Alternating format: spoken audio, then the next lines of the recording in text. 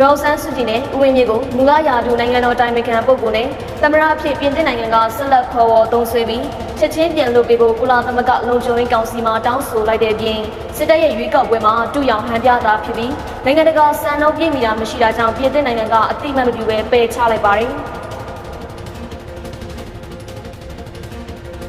PDF ထိန်းချုပ်ထားတဲ့မြန်မြို့နယ်ဝဲတောင်ကြီးရွာမှာတွားရောက်ဖျော်ဖြေခဲ့တဲ့အဆိုတော်လာမင်းကပြခေါ် DJ မိုးကိုဖမ်းဆီးလိုက်ပြီးတိခတ်ခဲ့တဲ့ကျော်စံဝင်းရွှေမြန်မာဆိုင်ဖွဲ့ကိုလည်းအရေးယူဖို့အမှုဖွင့်ထားပါတယ်။ အမေရိကန်သမ္မတဒေါ်နယ်ထရန့်ရဲ့အစိုးရဟာဆူဒန်နိုင်ငံကမွတ်စလင်ညီနောင်များအဖွဲ့ကိုအကြမ်းဖက်အုပ်စုဖြစ်တရားဝင်သတ်မှတ်လိုက်ပါတယ်။ဒီခြေလှမ်းဟာအဲ့ဒီဖွဲ့စည်းပေါ်ထရန့်အစိုးရရဲ့နှိမ်နင်းမှုတွေကိုပုံမကျပြန့်လာစေတာလည်းဖြစ်ပါတယ်။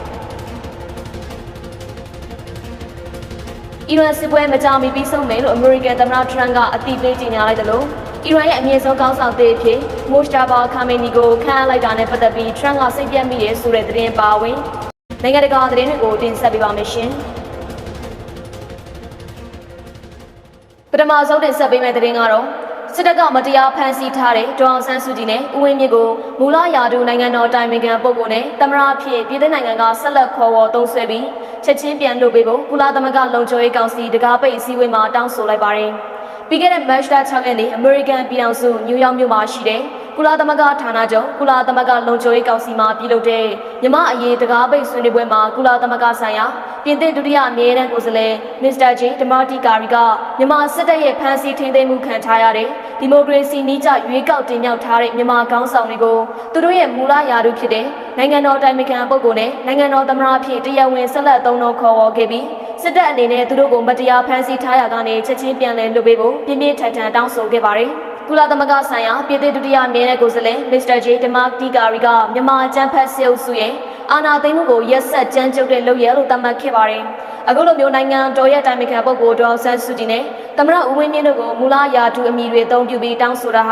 စစ်အုပ်စုရဲ့အာဏာသိမ်းမှုကိုအတိအမှန်မပြုဘဲ2020ရွေးကောက်ပွဲရလဒ်နဲ့ပြည်သူ့ဆန္ဒကိုသာပြည်သစ်နိုင်ငံကဆက်လက်ရည်တည်နေတဲ့ဆိုတာကိုပြသလိုက်တာပါ။စစ်အာဏာသိမ်းပြီး9နှစ်ကြာကာလအတွင်းမြန်မာပြည်သူတွေရဲ့ဒီမိုကရေစီမျှော်လင့်ချက်တွေနင်းချေခံထားရပြီးစစ်အုပ်စုဟာနိုင်ငံတကာဥပဒေတွေကိုစနစ်တကျချိုးဖောက်ကအရက်သားတွေစာသင်ကျောင်းတွေနဲ့ဈေးရုံတွေကိုခွဲခြားမှုမရှိဘဲဘုံကျဲတိုက်ခိုက်နေတယ်လို့ပြည်သစ်ကိုယ်စားလှယ်ကထောက်ပြခဲ့ပါတယ်။ဒါအပြင်စစ်အုပ်စုကမကြာသေးခင်ကပြုလုပ်ခဲ့တဲ့ရွေးကောက်ပွဲမှာလည်းဟန်ပြတာဖြစ်ပြီးနိုင်ငံတကာစံနှုန်းတစ်ခုကိုမှပြည့်မီတာမရှိဘူးလို့ဆိုကစစ်တပ်ရဲ့ရွေးကောက်ပွဲကိုပယ်ချခဲ့ပါတယ်။အဲ့ဒီအပြင်ပြည်ထောင်နိုင်ငံအနေနဲ့ကုလသမဂ္ဂလုံခြုံရေးကောင်စီမှာမြန်မာအရေးနဲ့ပတ်သက်ပြီးအကြမ်းဖက်မှုနဲ့ဘုံကျဲတိုက်ခိုက်မှုတွေချက်ချင်းရပ်တန့်ကတနိုင်ငံလုံးအပြစ်ခတ်ရစဲဖို့လူသားချင်းစာနာမှုဆိုင်ရာအကူအညီတွေကိုအတားအဆီးမရှိပေးအပ်ခွင့်ပြုဖို့နိုင်ငံတော်တိုင်ပင်ခံပုဂ္ဂိုလ်ဒေါ်အောင်ဆန်းစုကြည်နဲ့သမ္မတဦးဝင်းမြင့်ပါဝင်နိုင်ငံရေးအကျဉ်းသားအလုံးကိုလွှတ်ပေးပြီးအားလုံးပါဝင်တဲ့နိုင်ငံရေးဆွေးနွေးပွဲတွေစတင်ဖို့လူအခွင့်ချိုးဖောက်မှုတွေအတွက်ပြည်ထန်ကင်းလွတ်နေမှုကိုတိုက်ဖျက်ဖို့နဲ့ရိုဟင်ဂျာတွေပေါ်ခွဲခြားဆက်ဆံမှုရပ်တန့်ပြီ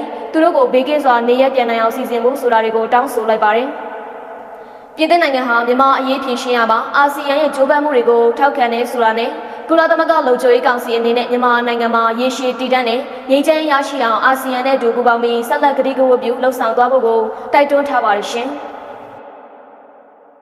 ဆက်လက်တင်ဆက်ပေးမှာကတော့ရန်ကုန်ဖက်ဒရယ်ယူနစ်လွှတ်တော်17ကြိမ်မြောက်အစည်းအဝေးကျင်းပခဲ့ပြီးသမ္မတဦးဝင်းမြင့်နိုင်ငံတော်ရဲ့တိုင်ပင်ခံပုဂ္ဂိုလ်ဒေါ်အောင်ဆန်းစုကြည်ပါဝင်နိုင်ငံရေးကျင်းသားတွေလွတ်မြောက်ရေးအထူးဦးစားပေးလုပ်ငန်းစဉ်ဖြစ်တဲ့ဆိုတဲ့အရေးကြီးဆိုတရတင်သွင်းခဲ့တယ်လို့ရန်ကုန်လွှတ်တော်ကသတင်းထုတ်ပြန်ပါတယ်။ရန်ကုန်ဖက်ဒရယ်ယူနစ်လွှတ်တော်17ကြိမ်မြောက်အစည်းအဝေးကိုမတ်လ9ရက်နေ့မနက်10:00နာရီမှာ online Zoom platform video conference နဲ့ကျင်းပပြုလုပ်ခဲ့တယ်လို့သိရပါတယ်။အဲ့ဒီအစည်းအဝေးမှာ2020ပြည်နှစ်ပါတီစုံဒီမိုကရေစီအထွေထွေရွေးကောက်ပွဲမှာပြည်သူလူထုတရလုံးကလွတ်လပ်ပြီးတရားမျှတမှုရှိစွာဆန္ဒမဲပေးရွေးချယ်တင်မြှောက်ခဲ့တဲ့ပြည်သူ့ကိုယ်စားလှယ်တွေဆောင်ရွက်နေတဲ့ပြည်ထောင်စုလွှတ်တော်နဲ့ရန်ကုန်ဖက်ဒရယ်ယူနစ်လွှတ်တော်ပါဝင်ပြည်내နဲ့တိုင်းဖက်ဒရယ်ယူနစ်လွှတ်တော်တွေကသာတရားဝင်လွှတ်တော်တွေဖြစ်တယ်လို့ဆိုပါတယ်။ပြည်သူ့ရွေးချယ်တင်မြှောက်ထားတဲ့ပြည်သူ့အစိုးရကောင်းဆောင်တွေဖြစ်တဲ့သမ္မတဦးဝင်းမြင့်နိုင်ငံတော်ရဲ့တိုင်ပင်ခံပုဂ္ဂိုလ်ဒေါ်အောင်ဆန်းစုကြည်ပါဝင်နိုင်ငံရေးအကျဉ်းသားတွေလွတ်မြောက်ဖို့ကအထူးဦးစားပေးလုပ်ငန်းစဉ်ဖြစ်တဲ့ဆိုတဲ့အရေးကြီးအဆိုတရက်ကိုလည်းတင်သွင်းခဲ့ပါတယ်။အဲ့ဒီအရေးကြီးအဆိုကိုကိုယ်စားလှယ်2ဦးကထောက်ခံဆွေးနွေးပြီးရန်ကုန်ဖက်ဒရယ်ယူနစ်လွှတ်တော်ကကန့်ကွက်သူမရှိသဘောတူညီတာကြောင့်မှတ်တမ်းတင်ကြောင်းကြေညာခဲ့ပါတယ်။ဒါအပြင်အစည်းအဝေးကိုရန်ကုန်ဖက်ဒရယ်ယူနစ်လွှတ်တော်ကိုယ်စားလှယ်90%ကျော်တက်ရောက်ခဲ့ကြပြီး